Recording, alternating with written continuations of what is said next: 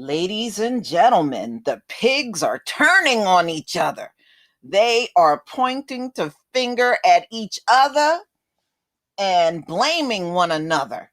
Yes, they are. So this came out in the Washington Post, September 10th, 2020.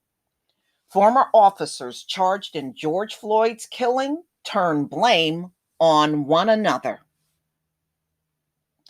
The four former Minneapolis police officers charged in George Floyd's killing appear to be turning on one another, with each offering significantly different versions of the infamous arrest that acknowledge Floyd should have never been allowed to die that day, but also deflect the blame to others. The four men said in court documents that they all thought someone else was in charge of the scene on May 25th, with rookie officers arguing they were deferring to a veteran, and the veteran saying he was simply assisting in an arrest that was in progress. You know what? The fact that they are doing this, they need the book thrown at them for real. Mm-mm-mm. So Derek Chauvin was supposed to be the training officer that day, and he said he was just assisting the two rookies. Mm-mm-mm. Wow.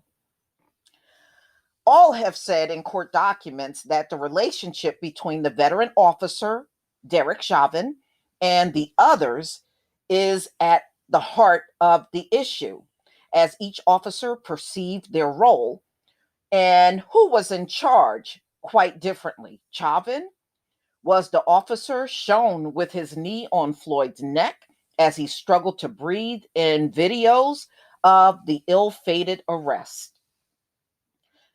They are very likely going to be antagonistic defenses presented at the trial. Earl Gray, a lawyer for Thomas K. Lane, wrote in a legal motion filed here this week.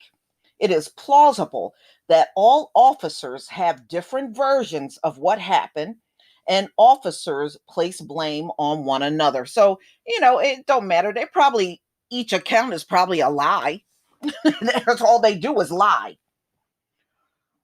Gray and lawyers for Chauvin, J. Alexander King and Tu Tao, have been arguing to separate the former officer cases for purposes of trial. So they want separate trials.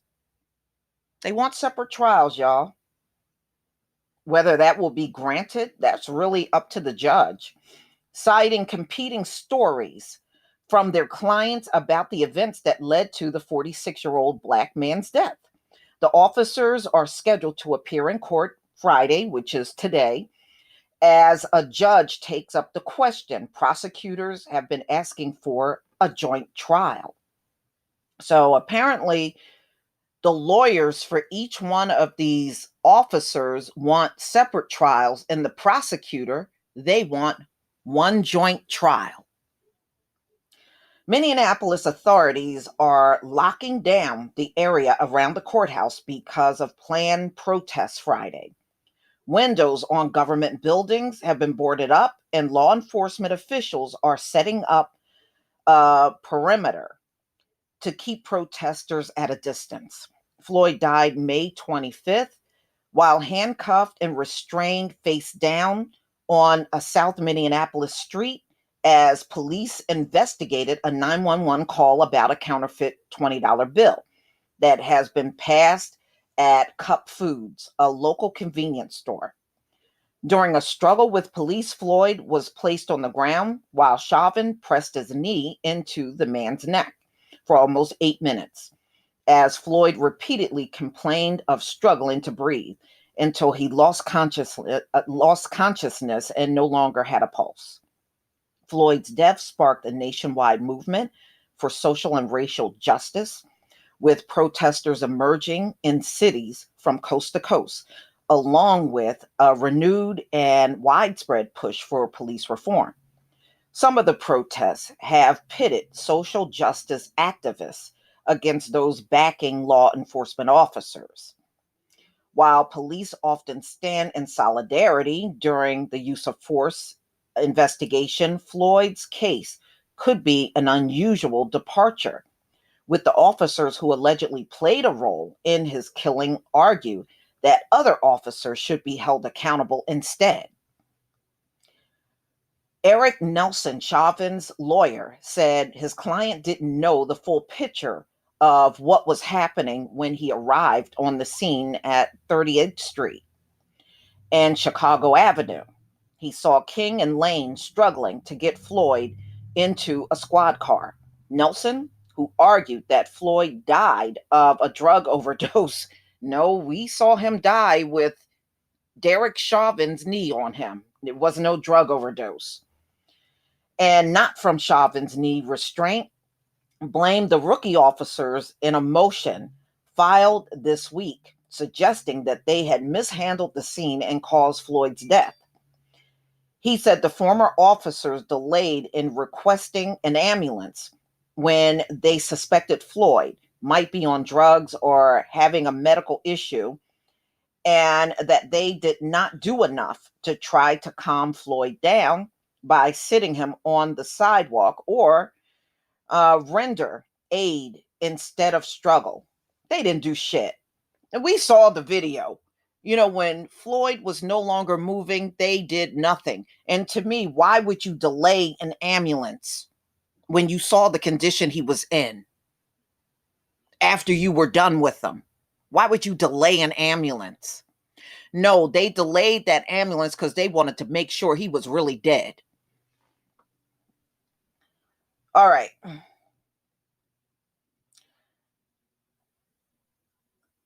If EMS had arrived just 3 minutes sooner, Floyd may have survived. If King and Lane had chosen to de escalate instead of struggle, Mr. Floyd may have survived. I mean, these are just scenarios. He didn't survive. Nelson wrote, if King and Lane had recognized the apparent signs of an opioid overdose and render aid, such as administering naloxone, Mr. Floyd may have arrived. Mr. Floyd was on his 2 feet walking. He didn't look unsteady on his feet like he was on drugs. And even if he had drugs, it was not impacting him like you're trying to claim. Chauvin, and Nelson, by the way, is Chauvin's attorney making these ridiculous, I guess, hypothesis, which is garbage because we saw Floyd die on video. We saw his execution. Chauvin have been charged with second-degree murder and manslaughter, while King, Lane, and Tao have been charged with aiding and abetting murder. All 4 were fired by the Minneapolis Police Department and are defendants, along with the city of Minneapolis, in a federal wrongful death civil suit filed by Floyd's family. Justice Department officials also are investigating and are said to be nearing a decision on possible federal charges in the case, according to sources familiar with the investigation who spoke on the condition of, okay, so they're just trying to remain anonymous. But you know what, ladies and gentlemen? The Justice Department is really of no use to the Black community. They have never ruled in favor of a Black victim yet. I wouldn't hold my breath on any decisions that come from the Justice Department. What a joke. Okay, and that's really a waste of time. I won't even waste 3 seconds of my life worrying about what the Justice Department do. They do just what they have done historically for 500 years. They're not going to show you nothing different. Chauvin is slated to make the first in-person court appearance at Friday's hearing. Since the arrest of May 29th, he has attended all hearings remotely from a state prison where he is being held on a minimum $1 million bond. Now, remember, the other 3 are out of prison. Chauvin is the only one that never made it out of prison. He is the only officer charged in the case who is still jailed. Lawyers for King and Lane, rookies who had been on the force for less than a week at the time of Floyd's death, have argued that their clients were following orders from Chauvin, a 19-year veteran of the department who had been King's field training officer and informally advised Lane during his probation period. I don't care what nobody say, even if you were on that job for 1 week, you know right from wrong. You should have known that what Chauvin was doing was wrong. You know, you didn't act because Floyd was a black man. Lane, who was holding Floyd's leg, twice asked Chauvin whether they should reposition Floyd. Request that his lawyer says proved that he tried to intervene with a senior officer but was rebuffed. That was not much of an intervention. If he really wanted to do something, he would have pulled Chauvin off of Floyd. Anything short of that, he didn't do nothing. After Floyd appeared to have stopped moving, Lane told Chauvin he was worried about excited delirium, citing a term used by the medical examiner to describe a sudden in custody death of people who might be under the influence of drugs or who are in an agitated state. That is not what happened. That is not what happened. That's why we got the ambulance coming, Chauvin told him. Okay, I suppose, Lane replied. Lawyers for all four officers have suggested in recent court filings that they plan to argue that Floyd's death was accelerated by drugs in his system, including with what the Hennepin County medical examiner told prosecutors in June was potentially lethal amounts of fentanyl, according to a recent disclosed interview notes filed as evidence in the case.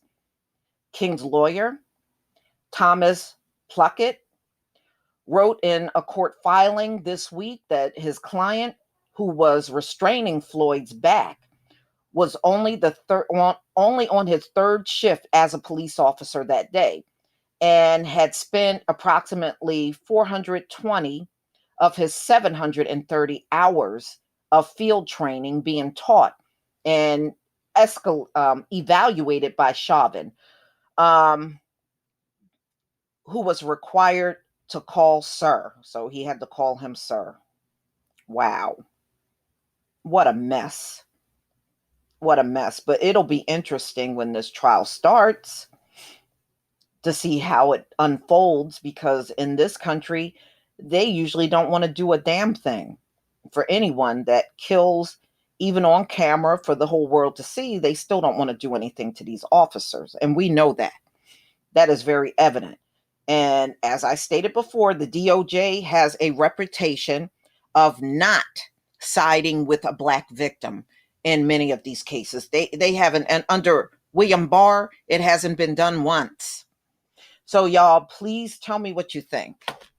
Please leave your comment and subscribe. Don't forget to hit on the notification bell, and I'll see you on the next video. Peace, family.